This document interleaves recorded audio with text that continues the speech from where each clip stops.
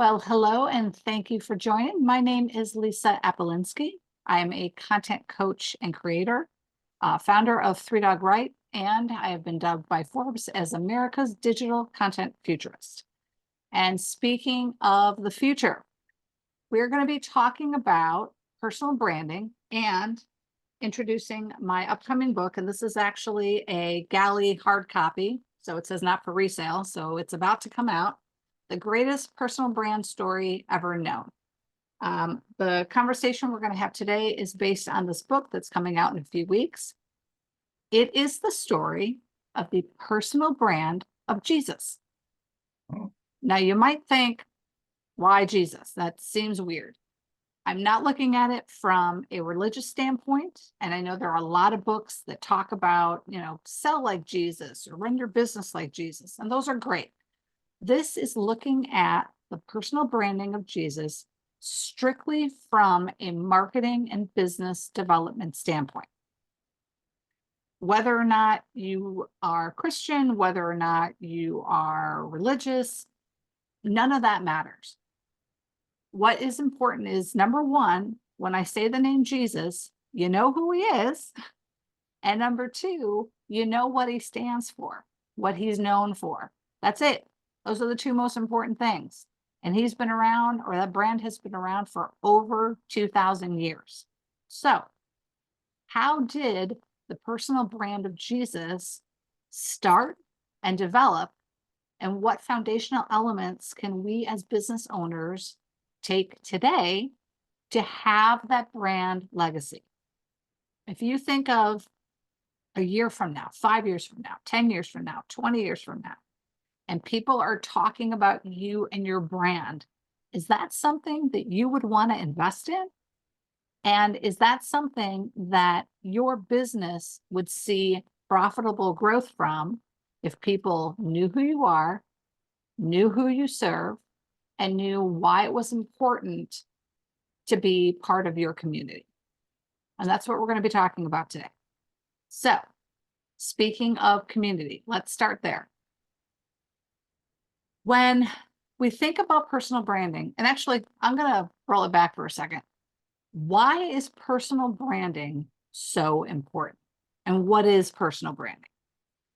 I started out in marketing in, oh God, I'm going to date myself. I think it was 1995, 1997. It's been a while. I was there when the internet started. I remember when computers first came to being, and I remember this sitting on both sides of the fence, where it was trying to do a website, and a simple website and emails, and then also sending out direct mail cards, doing mail merges, making outbound calls with an inside sales team. Both of these things were happening at the same time. And the focus for branding was always on the company brand, what the company stood for, the brand logo, the brand elements. There was nothing human behind the brand. As we've moved through our digital journey, companies are realizing today that the same types of thought are there. People buy from people they know, like, and trust. That has not changed. That will not change. And now, with all the digital noise that is happening, especially in the light of AI-generated content, the synthetic media, where you're not even sure if what you're watching is real,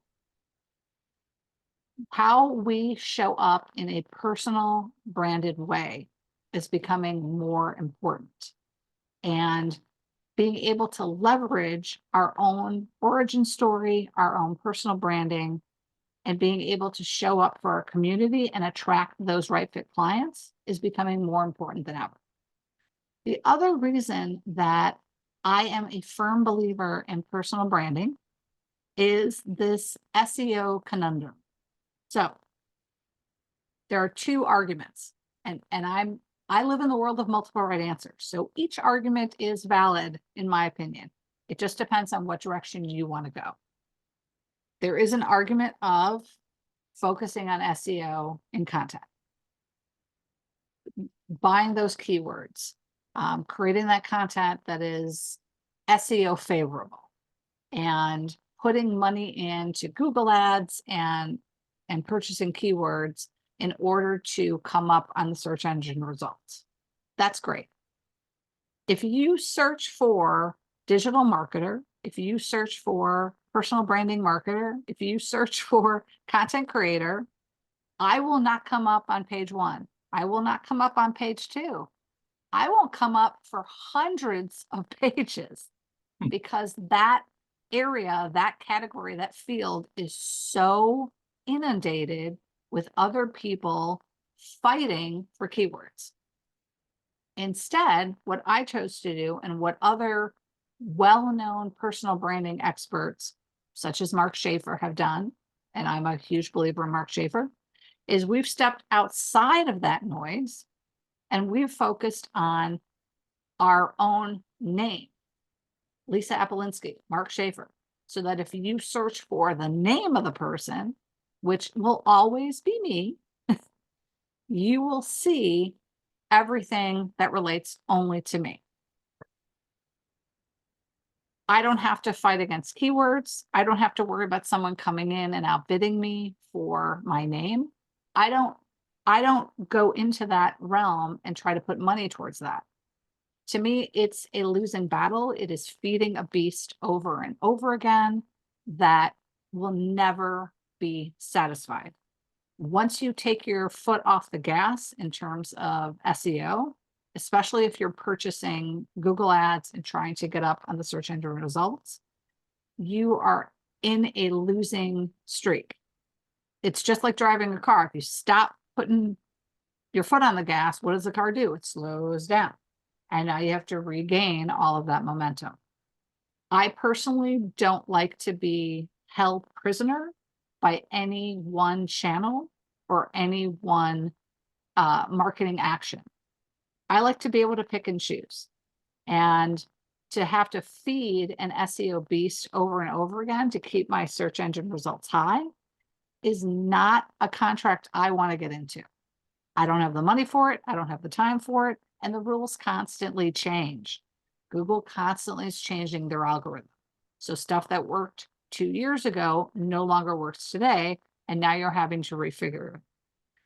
When I invest in my personal brand, I know that I am investing in myself. I know that the content of the people who follow me, who come to webinars, who see me speak, who purchase my books, who buy my products and services, are my community, and they look for me. They seek me out. I don't have to worry about them typing in content creator or content coach and finding 10 of my competitors and going, oh, well, maybe I should try somebody else. They know me, they like me, they trust me, and so they will reach out to me. Or if they haven't even purchased my products or services yet, they can simply put my name in and my content comes up. So again, it's a different way of investment, and it allows my brand to be this attraction of right fit clients. It allows my brand to bring together like-minded people, aka a community, and it allows my brand to be more human. And there is this term B2B, B2C. I don't like those terms. I never have. It makes me banana cookies. It's not business to business or business to consumer. It's P2P, person to person, people to people. Even if you are going as a business to connect with another business, you are talking to individuals in that business. It's not that you're talking to the brand of Pepsi, the brand of Bank of America. You are talking to individuals within that business who would purchase your products and services, and you're forming relationships with them. Now, for bigger brands, there are more people involved, and that's okay. It's about establishing relationships. And when we focus on being human and having that one-to-one connection, not only are we leveraging our own legacy and our own authority power? But let's say you've connected with one person at this brand and they move to another brand. Your relationship goes with them if you've put the time in, if you've established that trust. So just because they switch brands doesn't mean that you necessarily lose business. It might switch to a different brand. They might introduce you to their replacement and help reestablish that authority power and that connection, that trusted advisor partnership. And now you've gone into a new community where you can do good, where you can be relentlessly helpful. That's why personal branding, in my opinion, is one of the best ways to combat against economic challenges, to deal with uncertainty, because even in bad times, even during the pandemic, even during the recession, even during the housing crisis, people still had to purchase. It wasn't a ton of people, but there are still people that were purchasing. Wouldn't you rather be the go-to that happens whether times are good or bad, because they know you can help them get to that success point? And the last thing is, by having that personal branding and that community, you are creating tiny advisors of your own, people that can go out and evangelize on your behalf. We like, referral partners. We also call them PB&Js, people who are a natural fit to your services, where you can work together to satisfy the client's needs. You're not going to be able to handle everything, but if you have your PB&J, the person that is a natural either link at the beginning of the conversation or when you're done, to hand it off to the next person so they can continue their success journey. Because again, we're always thinking about our client or our consumer. Those are the easiest way to get that work. And you're not having to prove a lot of what you have to do, because you've already established that you personally have these abilities. And in your company, you have internal employees who you've picked, who you've personally chosen to work with you to create those products and services and to service your clients and to get them from where they are now to where they want to go. I'm going to stop and see if there are any questions before I move on to the first cornerstone, which is community. And we're going to expand into community a little bit. Joshua, any questions? I know you're on mute. Are you good? Nope, no questions here. Okay, awesome. Larry, you good? No question, just a statement. This is perfect because I thought you were going to be too digital and go into all the other stuff, but this is perfect. This is exactly what I need to hear. Thank you. Oh, perfect. Awesome. Well, the reason why I'm not going into technology, and in my book, I do talk about AI. I do talk about Zoom, right? A video or virtual engagement, how we leverage that, and then the use of AI, because these are two new things that people in the time of Jesus didn't have to deal with. However, again, if we go back, Jesus did a lot of stuff and spread his word to a lot of people and did it without any sort of technology, any sort of digital engagement, no mail service, no phone service, nothing. And he still was able to do it.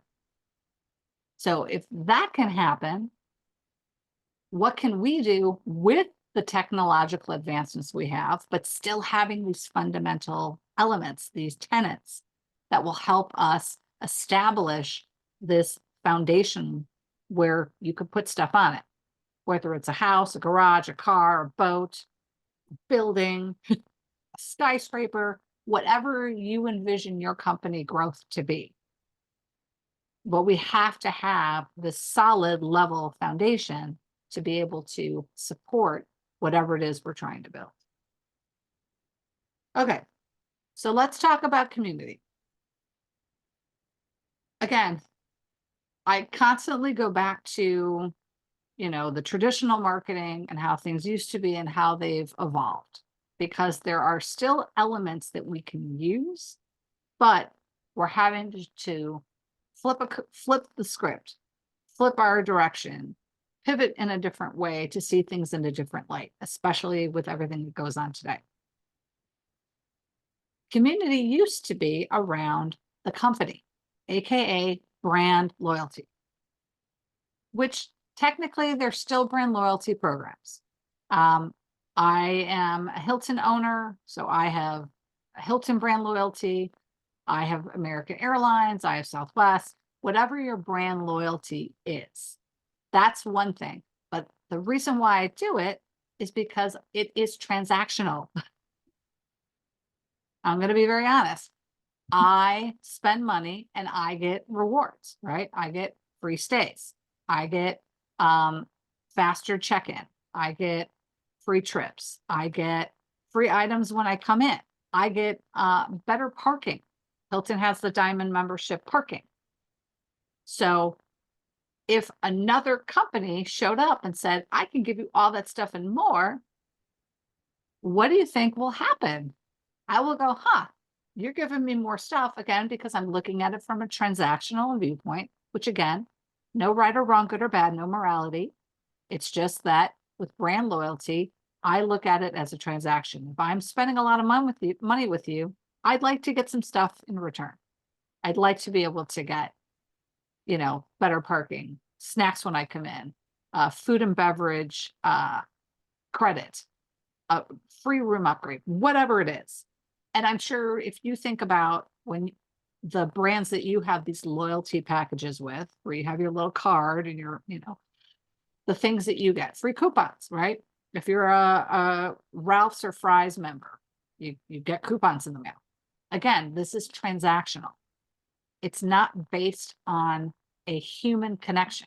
It is simply, I want to get something for you for giving you more of my money.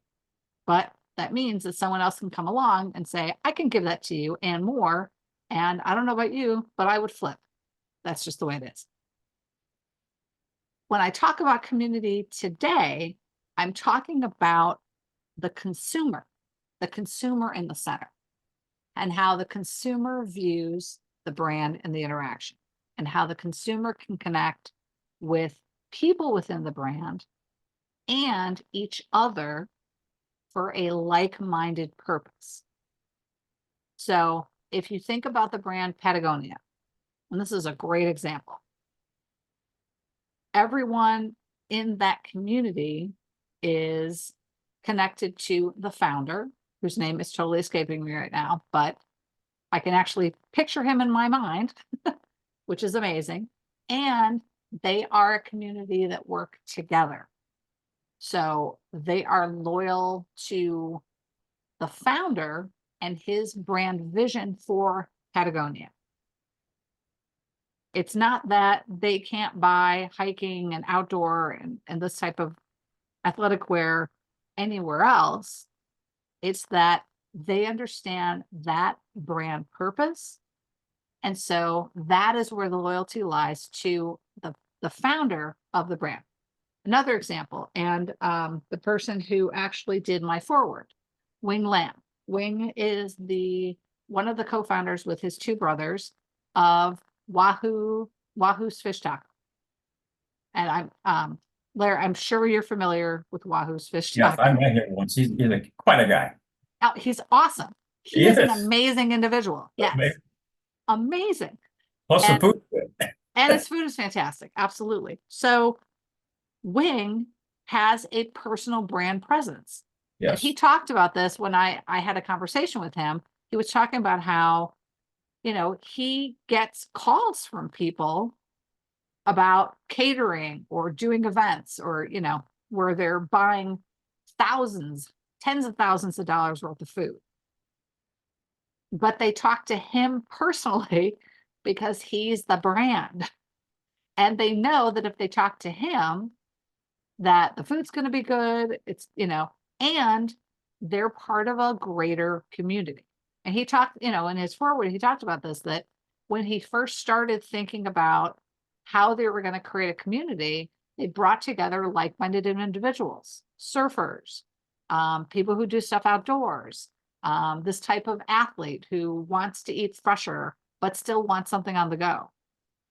It's that personal branding that attracts people to the restaurants. It's not about, I want to get, I'm going to go to Wahoo's fish taco because it's the best fish taco in the universe. It's very good, Yeah. but they're there because they know that they're supporting a community with people with a like-minded purpose and what the brand stands for with Wing and his brothers.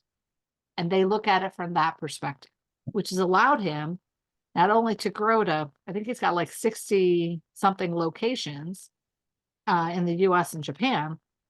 During the pandemic, they only had to close a few stores. They survived because, again, communities showed up to support the brand. And that's what we're looking for. We're looking for this group of like-minded individuals coming together for a common purpose. And they not only support the individual who is attracting them into the community, it allows for the community to support each other. And the brand owner, the personal brand owner, actually kind of gets out of the way. Again, go back to Jesus. Jesus isn't around anymore. If you want to be technical, I mean, he is and he isn't. And the original 12, not around anymore, but we have others in the community that have stepped up to bring people together. And this is true on all lines of Christianity, where they've come together to form communities, both local and international. And it's around that brand purpose. It's around that like-minded viewpoint of trying to be good for the community. So if you don't have community and you're not attracting people to you, it's kind of hard to be able to get that connection and that relationship. By investing in that connection within the community, and it doesn't have to be en masse. Mark LeBlanc is a good friend of mine and someone that I absolutely look up to.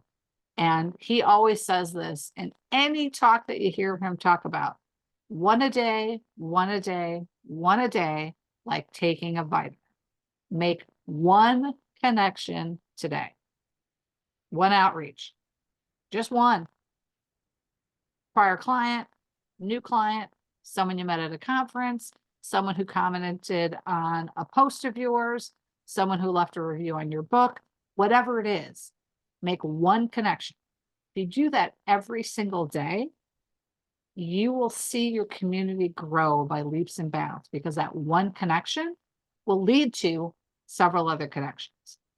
I do a expert panel called Current, CURRNT, where companies come in and they want to talk to thought leaders about the future of different things, whether it's marketing, AI, HR, business operations, just a slew of stuff. And they do panels and they post questions, and then you respond and there's a conversation.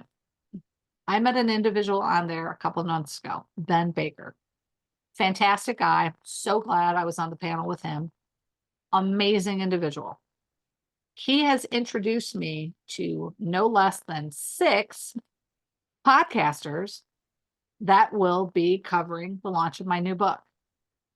Wow. He opened up doors for me because I went and made a connection with him. We were having a great conversation on Current. We took it offline, had a conversation there, and now I am part of his community. And his community is like, oh, I love Ben. If you know Ben and he says we should connect, we should absolutely connect. It's conversations like that that open up so much possibility in your branding, in your business, in your community. And I have also, with people that I've met through Ben, said, oh my God, I know this person that I think would be perfect for your services. I'm going to make an introduction. So it's this idea of supporting one another within the community, being relentlessly helpful, and making sure that you're always providing value. I don't get anything out of making the connection. What I get out of it is I know that the client gets something and the connection gets something, and they work together towards mutual success. And that is awesome. And that's, to me, that's good enough. If you're worried about, we go back to brand loyalty, where it's really transactional, the minute you don't get that reciprocation that you're looking for, you will absolutely go elsewhere. And again, rightly so, because it's based only on a transaction. I give something, you give me something in return. When we do community, it's about building a relationship and always giving and not worrying about what you get back. Okay, that is point one. I have 2 more points. How are we doing? Is this making sense so far? More than sense. Okay, awesome, awesome. Yeah, it's perfect. Yeah, okay, fantastic. Okay. The second item is storytelling. Storytelling is, to me, is critical for your personal brand. Storytelling allows you to share your struggles, your origin story, and what you've seen from other clients or customers and how they have succeeded. If we think about when we share content, and we're going to get into content, because again, I'm a content coach and creator, so that is my focus. When we talk about content and we're thinking about our community, what information, what content are we providing to our community for them to be inspired, touched, moved, and inspired, for them to be educated, to learn something new, and to potentially and hopefully transform one small aspect of their business that opens up their time and resources to work on other things. If I am providing information to someone, if I'm talking about community, I gave several story examples. It helps to solidify the concept of whatever it is that your brand purpose is and what you're hoping to achieve. And it's not about features and benefits. And again, I'm not saying that features and benefits are bad. They're not. They're boring. Nobody cares about features and benefits.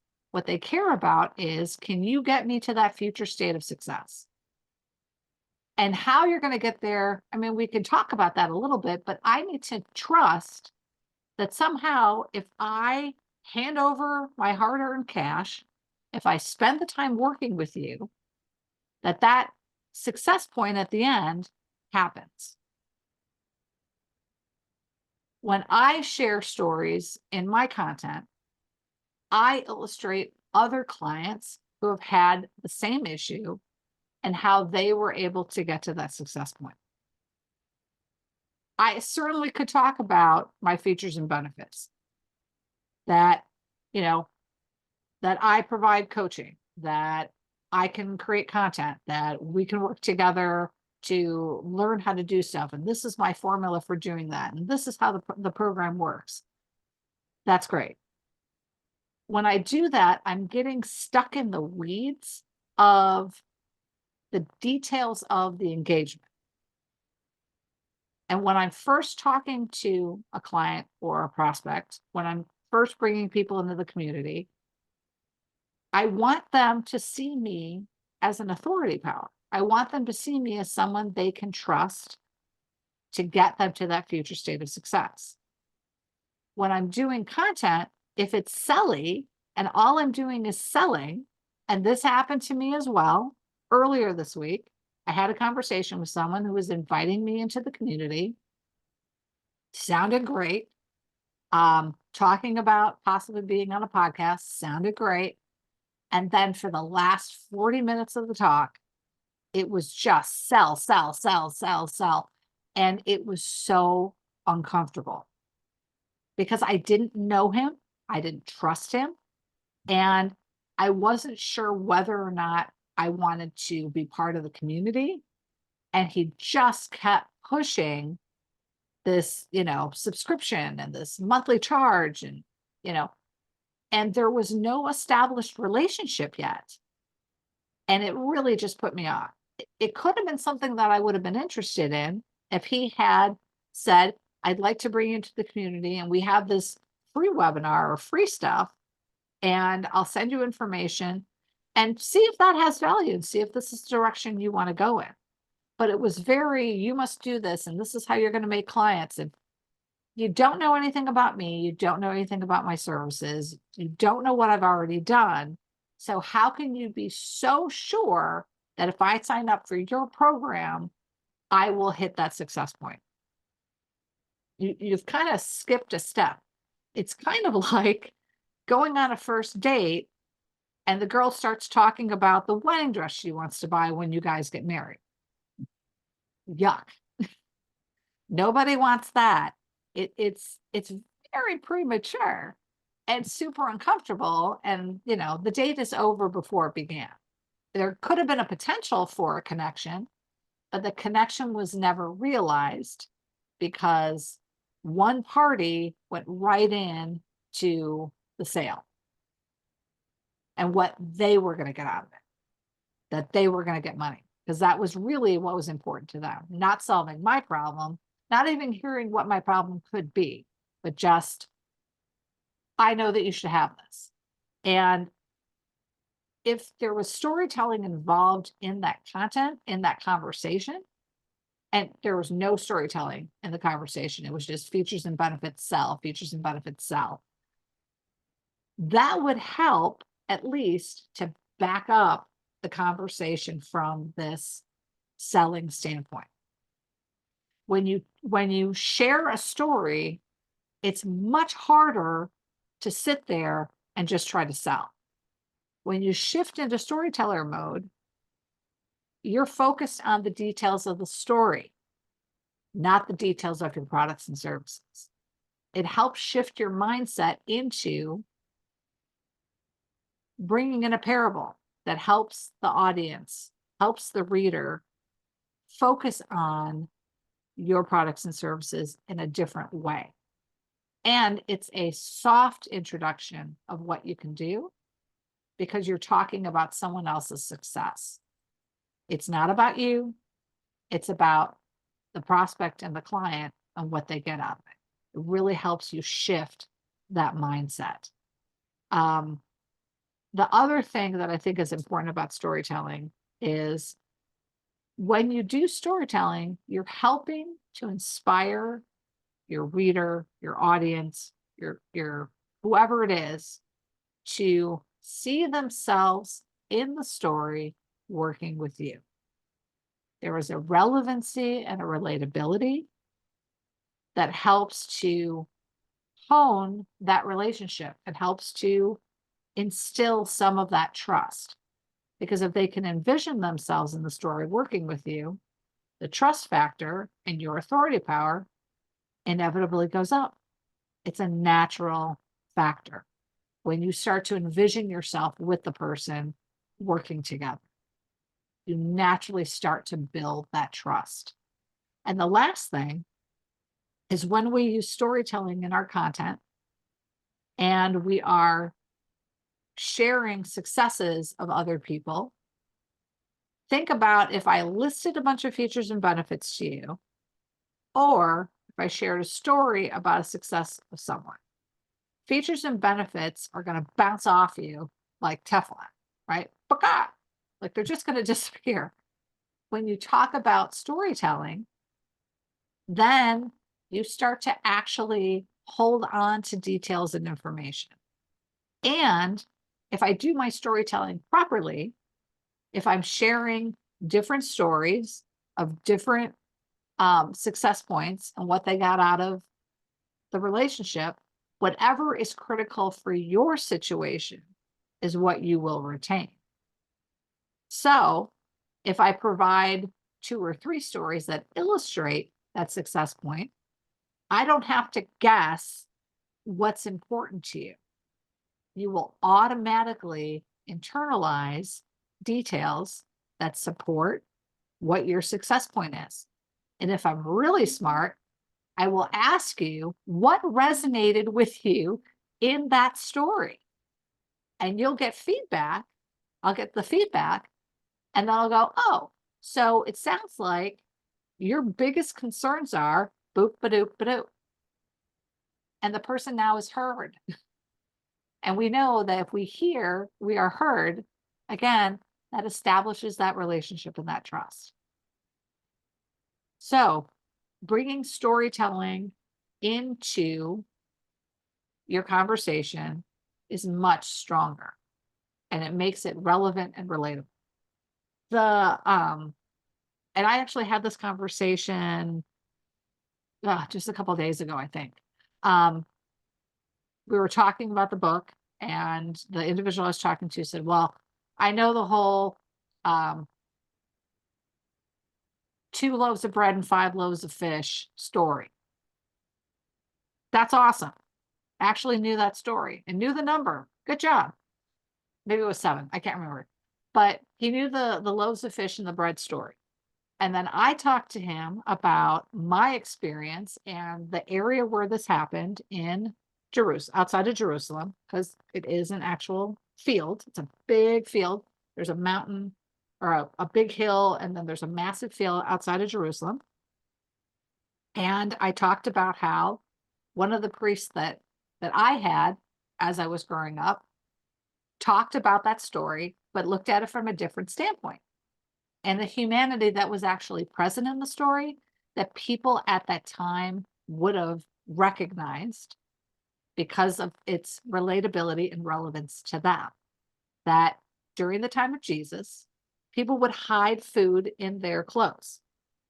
Because you got to remember, there's no 7-Eleven, there's no Walmart, there was no Target, there was no gas station or a bodega, there was nothing, right? So they had to carry food with them, but they were afraid it would be stolen, because that would happen, because that was one of the few things that, was important is food. And so they would hide it within their clothing. And from the story, we can gather that Jesus took food out of his own clothes and then shared it with the people around him. And as he was doing that, each person did the same. And it was this movement throughout that group. And each person took food out of their clothes and shared it. And then at the end of the meal, all the extra pieces were collected, and it was more than enough. And what I love about that consideration of the story is, if you think of it as a magic trick, that Jesus went abracadabra and then made all sorts of food for everybody. That really takes out the human element, and that also takes out any ownership that we would have. Like, well, he was able to do that because he had all this power, magic ability, son of God, blah, blah, blah. So that doesn't apply to me. I'm just Lisa. I can't, change anything. But if we look at it from, again, at that time of Jesus, they heard that, then they would look at it and go, oh my God, one person through one act transformed an entire group of 5,000 people. If one person can do that, what could I do? It adds that human element to it. And it makes the story even more powerful because it's something that anybody can aspire to even today. And so, again, this idea of storytelling and incorporating storytelling into your content helps to inspire people to action within the community who have already been brought together for a brand purpose, and helps your prospects, your future clients, whether they become a client in a day or a decade, to come in and look at how they can support you, support the community, and understand how you show up and what it is about you and your organization, your products and services that will help differentiate or transform their future state of success. So again, just like the community, it goes back to the consumer, the client, and what they are getting out of it. And so the storytelling always has value for those that hear it. Okay, I have one more point. How is that so far? Any questions coming up? Any thoughts? Anything that's kind of resonated with you, or you're like, huh, that's pretty cool. I think All of this has resonated quite a bit with me. Like, this is Awesome. kind of dancing around my own personal core values and how Yes. I've been approaching the business as a new small business owner. Um, really relying on relationships, but those are very Yes. personal to me. Yep. My relationships with people mean everything, Yep. and I've taken that into consideration when I'm going out. And like, even though I'm kind of pitching, I don't like doing that, like that kind of old school sales mentality Yes. of what's the phrase? Always be closing. Yeah. Yeah. Yeah. That type of mentality. It's kind of like, if I'm not going to push you to get your business, but I'm going to fight to always keep it. And you know, and that's kind of the mentality that I want to have. I feel like that's kind of what you're speaking to a Yes. lot. So Yes. this has been great. Absolutely. Absolutely. Yes. Larry, how about you? No, I think that's very good. One of the things that I've done about storytelling Hmm. is we've had like mock boards, role models, where we let them do a story in the now. Okay, so they become the story, and then the whole group comments on it. And then what we do is we shift roles, so they begin to be able to see that, and then we give them a goal. So what Nice. happens is all the stories that I've had in the past, I put them into a drama for them to participate in, so I don't have to tell it. I just have to kind of facilitate it. So that Yep. works really well, but there's all kinds of case studies and everything. So the idea is, how can you communicate this in the fastest, most concise and entertaining way possible? Yes. Yes. But Yes. stories are perfect because I think, as you were saying earlier, I came out of the old school PricewaterhouseCoopers and banks and so forth, and it was all institutional marketing, Right. very impersonal. You get a marketing person to do the brochures, but it was like, if we do that, we make a presentation at a conference, then things are automatically supposed to happen. But it's not us; we're replaceable. It's the image of the organization and so forth. Then the organization is merged or acquired, or we leave. And then you're absolutely right. I was thinking about all the titles that I've had my own companies with others, and I've always Hmm. kind of deferred to the corporate name. Okay. Right. But I Right. realized that nobody cares because the corporate names are so cheap now that just about every corporation, it used to be Coopers and Lybrand, became Price Waterhouse. I went through all of these and they've Yeah. all changed. And so people will find me if they want to, but they can't do it by going through the organizations. Right. Right.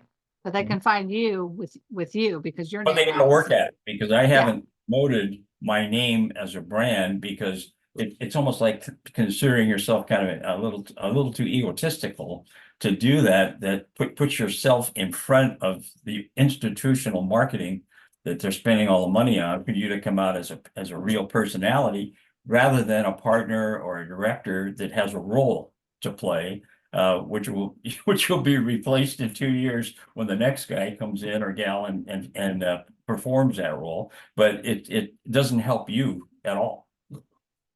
So Yeah. that's And branding. yeah. And Larry, I would argue, and this actually goes into the next point, which is about being human. Yeah. There's a difference between being known and Mhm. being famous. We're not focused on being famous. No. We're not focused on egotistical, I'm the greatest thing in the world. It's about standing for something. And by standing for something, you can stand with others. Right. Right. So, and it goes back to that human element, that whether you are your own, you're the owner of your company, or even if you're an employee in an organization, Mhm. being known and having that reputation behind you can really help you either advance your career, have an impact if you go from one organization to another. Like, let's say you're a fixer, right? You're a Mhm. CEO that goes from organization to organization every 3 or so years to help a struggling organization redefine and transform.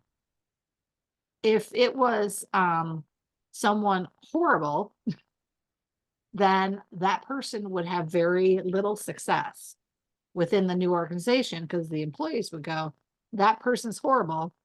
I've already heard how horrible they are.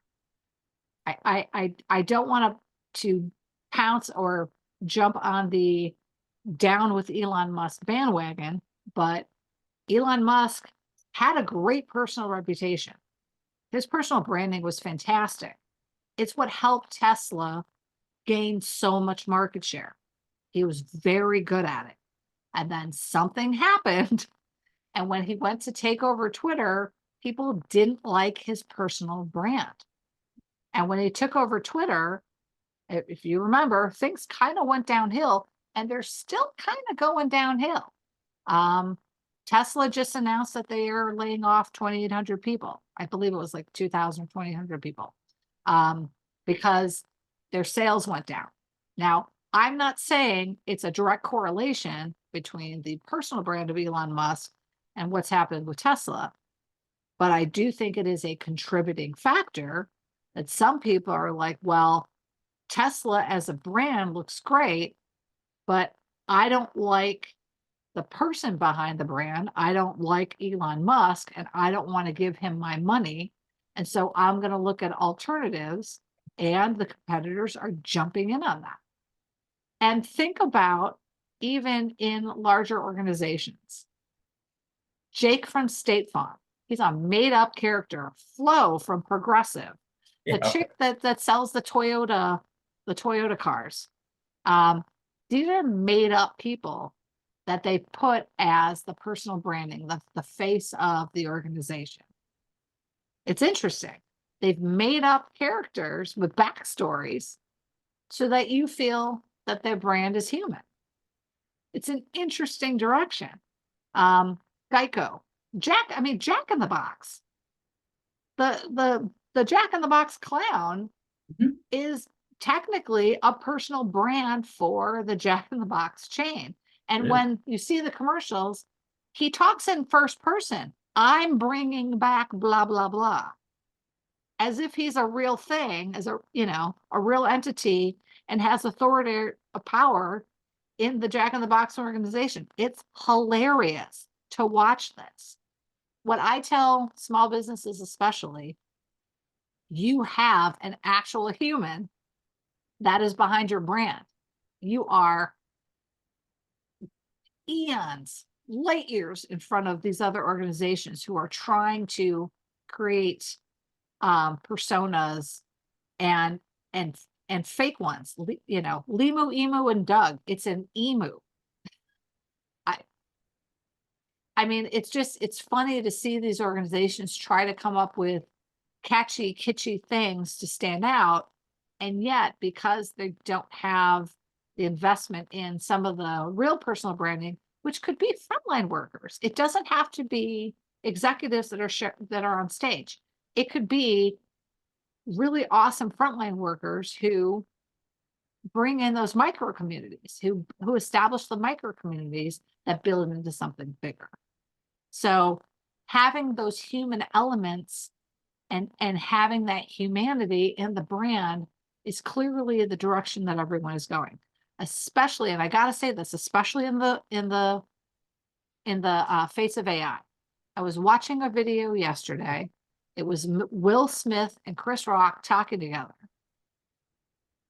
and kind of talking about the infamous slap and all of that. And my first thought was, is that real, or is that AI? Are they generating them talking together as an AI thing? Did that actually happen? Um, you know, and it painted Will Smith in a really bad viewpoint and painted Chris Rock in a very positive viewpoint. So it was very slanted. And I just thought that was really interesting, that my first thought was, that's gotta be synthetic media. I can't imagine they sat down and are having a conversation and recorded it.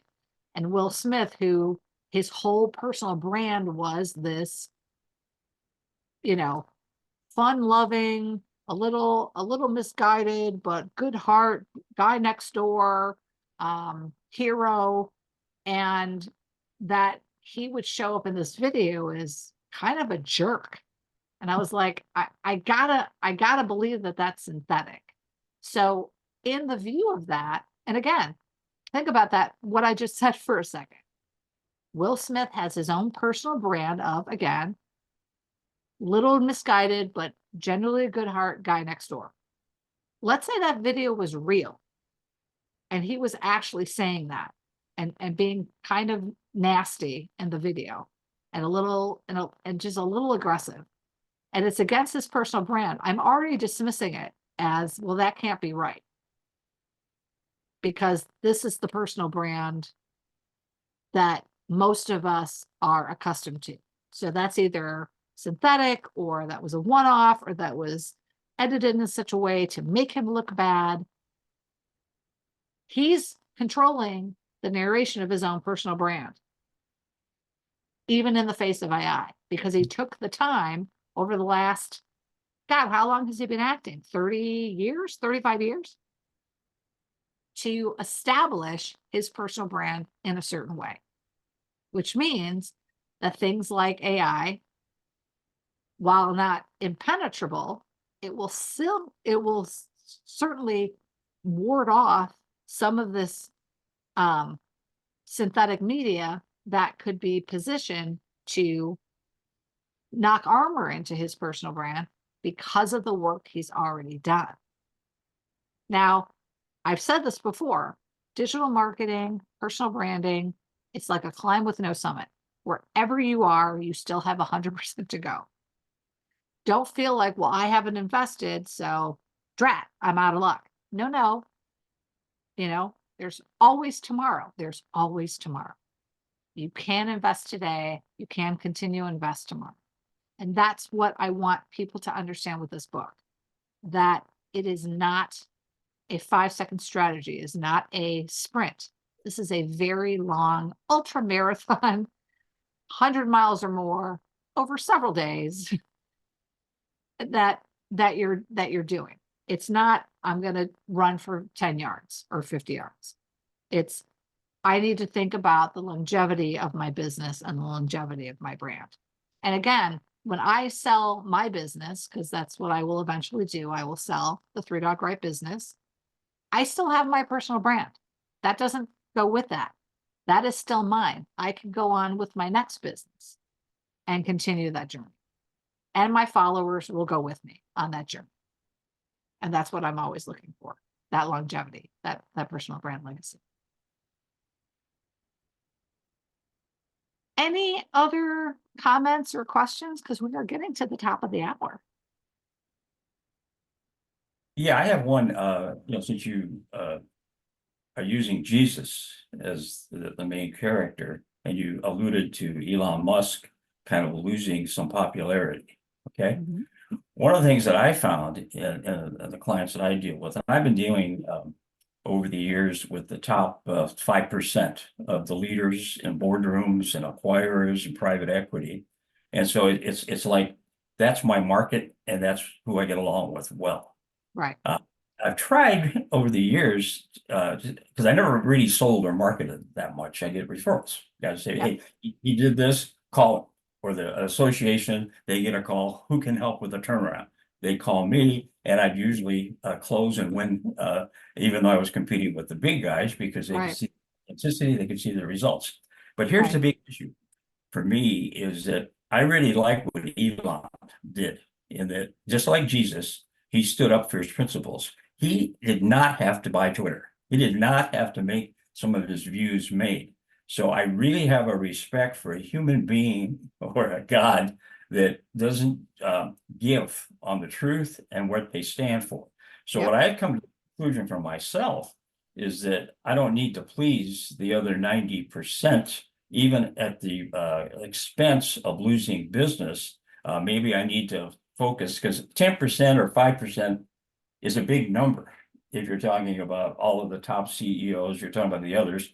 And so Right. that's a good market. Then even those I won't be able to sell. But the whole idea is the humanity, because Jesus did not compromise.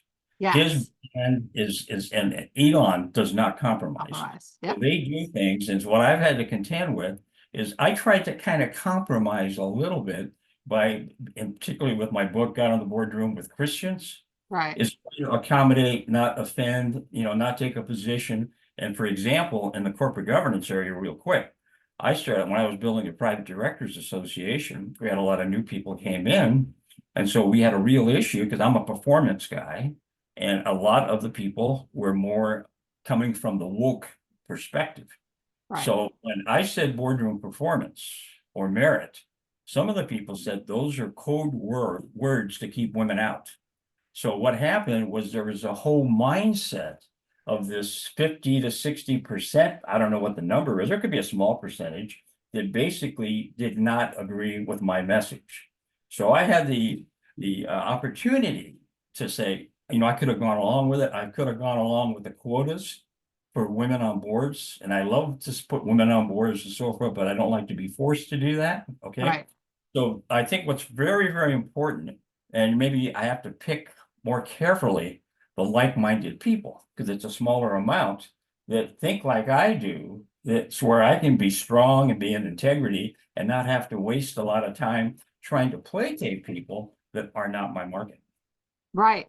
I totally agree with you. And I hope that I had prefaced it appropriately that, I still think Elon Musk has a great personal brand, Yeah. and there's no reason why, standing for what he believes in can't allow him to rise again. He will. He will. People love a Phoenix, an underdog story. People love it. And they always will. But I think that's important though, because when we do this, the integrity part is the most important. Yes. Values, Yes. particularly if you're writing a Christian type, a character, I think that's the one thing you do not compromise. And I've seen so many people get up and compromise, then they switch to the sales mode, where there's no service, there's no gratitude, there's nothing, it's all service. Yes. And so what I'm saying is there's a better way to do this, and then let's focus on. You've been very helpful, because I'm looking at the brand I want to do is maybe just Larry Cabalden, and then I was going through one of my old videos, and the guy asked me, well, how do you sell? I said, I don't sell like all the other consultants by trying to get the buy-in, so, get everybody in the organization. I said, I usually come in with authority from the private equity, from the board, from somebody Exactly. that gives me a greater ability to make things happen that will be positive eventually for others. Now, Yes. for the brand, with my God on the Boardroom side, the book is all about a Barry consultant who is representing God. So I think on the Christian side, I'm going to say basically, I'm here from corporate, and you guys are out of line. Okay. And so Right. I make that comment in that I'm not here to, like my wife is a loving Christian, and she's into all of that. I said, that's part of it. I love, but there's a tough side to it now. And now we need to stand up a little for a balance that's a little tougher. So I think the two brands, or the brands I'm going to have, I'm coming from a higher authority. Yes. Whether you like it or not, I'm coming from a higher authority, and I can. Yeah, So, and if you're clear on, and again, think about the original message of Jesus, yeah, where he said, there should only be a couple of laws. I mean, the Torah has hundreds of laws to follow, hundreds, lots and lots. And there were people who were particularly versed in the laws because they were so many and so complex. They also were like, if you're a woman, if you're an adulterer, if you are not Jewish, if you are a child, if you are a widow, you don't have the same rights. And Jesus said, everyone should be equal. That was super unpopular during that time. He absolutely stood for what he believed to be true. And I agree with you. And I also want to say, Larry, that as a woman who is would love to be on a board, Mhm. you know, sometime soon. I would not want to be added in as a quota. Right. And if I even got the hint that I was only being added in because I would be the only girl and my talents and my voice would not be heard because I would have a lot to be able to give to a board because I've worked with board members Yes. and C-suite individuals on how to leverage board member abilities and not just placate with a presentation and a report that's kind of bogus just so Yes. that they go away for 6 months. If I even got a hint that that were the case, I wouldn't want to serve on that board Exactly. And because I you know know, that my talents can be used. And if they're not being used and they're just going, just stay there in the corner and be quiet, and maybe get us a coffee. Yeah, that's not me. I'm not no, your no, girl. and see what I'm focusing on is what I call the third option. I don't want to get into the debates of men versus women. I said, how can men and women and competent people build something? And how can Yes. we build the kingdom? And so there are a lot, I've had a lot of sermons. I've been to, 1,000 sermons. We Yeah. debated this. And so there's, women versus men, this versus that. There's woke churches. And I'm saying, man, I don't care about that. What Right. does God want us to do in terms of building the kingdom together? Yeah. And leave your jersey at the door. Okay. And I'm used to sports. I played, Yeah. Yeah. volleyball, everything else, and tennis. So I'm saying, I don't care. Just bring your game. Or if you're Chris Everett, I'll defer to you. And if we're playing doubles, because you come with the game. Okay. Right. When I'm getting, and this is perfect from the kingdom standpoint. We're all equal. We all have different roles. We all have to step up and build something. So I'm getting people out of this debate also with corporate governance. There's a huge debate with ESG and all this other stuff that's totally irrelevant and it's distracting from building great companies where Yeah. people work together. So this is Yeah. what it takes though is like left hand, right hand. Is it too feminine? I don't care. Can we Right. blend together to build something together? And I'm going to hold each side accountable, whether you're a man, woman, or young or old. You Right. have responsibilities to God. And so Yep. when I down, I'm not here to enforce the rules like Jesus said. Yeah, that's fulfilled. I'm here. It's done. I'm here to kind of bring more love, and help you and disciple you and help you follow the things that help you live a better life. That's the representative from corporate, not the one who brings the clipboard with the rules and all the guilt and all the shame, because we don't have time for that. Right. Right. Because it doesn't lead to workability. It doesn't lead to possibility. And it doesn't lead to, I mean, I'm going to say it doesn't lead to profitability. Ha. Exactly. I mean, and that's the other thing. And I know we're getting on a little tangent, but when you think about boards, if they're looking at all candidates, regardless of race, gender, ethical background, whatever, it should be a board. It should be like a dream team because it's all about making the business as robust and profitable and not going to be sued into oblivion as possible. No, you're absolutely right. And see what we talk about, and also I got this from the Bible, stewardship. So God Yeah, says, to you, stewardship for what sure. have you done with what I've given you? Yeah. And God is the ultimate private equity investor. So Yes. you're given certain things and you're given some authority and you're given some accountability to perform. So that's what I come from when I'm coming from God in the boardroom. I'm saying I'm coming down to see, because most Christians even are less than 60% effective in fulfilling God's will. They don't even know what it is. Yeah. So what we're saying is, don't distract me by all this other stuff because you're not building the kingdom.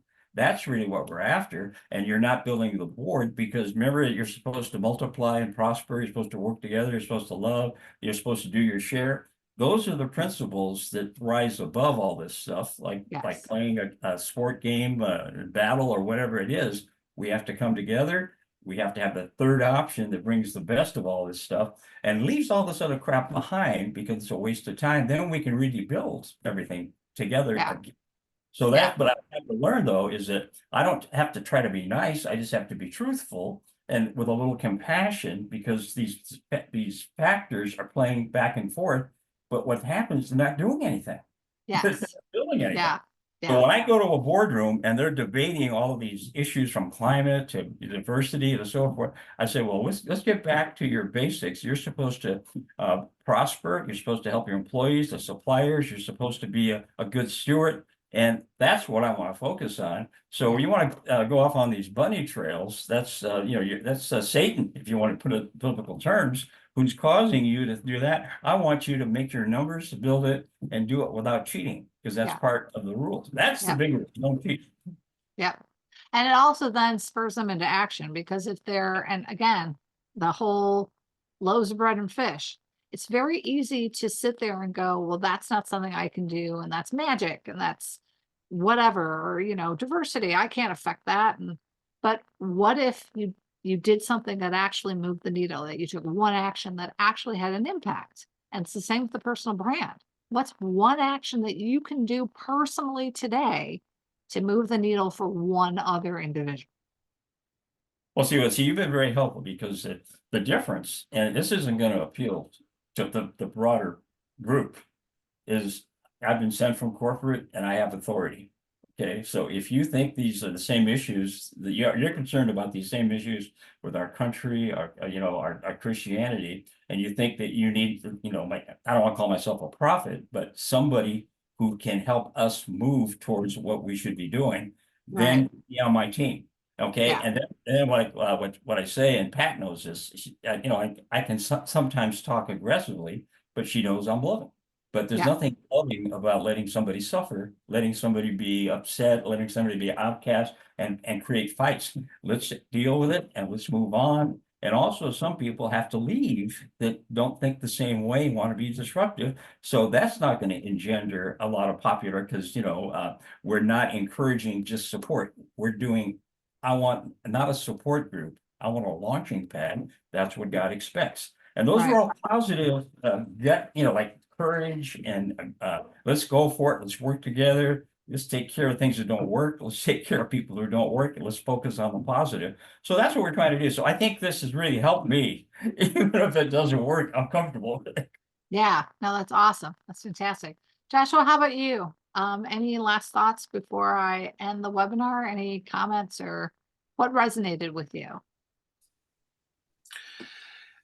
I think it was just reassuring to kind of hear, especially your beginning thoughts, like on how to approach the marketing aspect for a small business. Because it's funny, I know you don't like this term B2B, so I'll say I'm not selling to the public. There you I go. don't want That's to make you fair. nuts. So, I will get off my soapbox. yeah. But no, everything made a lot of sense, because when I was looking into like SEO and how that even applies to me, I started realizing that it doesn't, but I use kind of best practices to kind of format my website, used it there, and then kind of moved on and focused on my connections with my target audience. So it was Yes. kind of it was reassuring to hear your thoughts on all that, because as a new business owner, I'm still second guessing everything that I'm doing. What's the right way to go about this, Yeah. but now it's just kind of like I got to bury those feelings and just keep pushing forward with what I know and feels good. And as long as I feel good about what I'm doing, I feel like I'm on the right path. So Yeah, absolutely. It's that internal voice, right? yeah, Again, and it resonates back to that. I think that internal voice resonates back to that brand purpose. Are you still being, you think about when you started your business, what the catalyst was, going back to that each time can help you find that North Star. Because that's all you're really doing, is you're trying to find that North Star so you don't go straying way off and ending up, someplace else that you didn't intend to be. yeah. And Absolutely. the whole conversation around sticking to your beliefs and core values and everything. And you know I might not share all the same beliefs or all the values, but I do have a solid core sense of values for myself, Yes. that and putting that forward into my business. It was kind of like switching that mindset of I'm not associated with my business is associated with me, Yes. and putting Yes. me first instead of that logo. And that, even though I want my logo out there, It's my face Oh, that, absolutely. Yeah, people are that are engaged with on a day-to-day basis. So exactly. Exactly. Well, I could not have summed it up better myself. With that, I will say thank you so much for attending and thank you for watching. If you're watching this on demand. Again, my book, The Greatest Personal Brand Story Ever Told, will be available in just a few weeks. So make sure that you pick up a copy. And again, digital marketing, personal branding, it is like a climb with no summit. Wherever you are, you still have 100% to go. So don't stop climbing. I'm Lisa Apolinski, and we'll see you next time. Thanks so Thank much. you. Thank you so much. Thank you.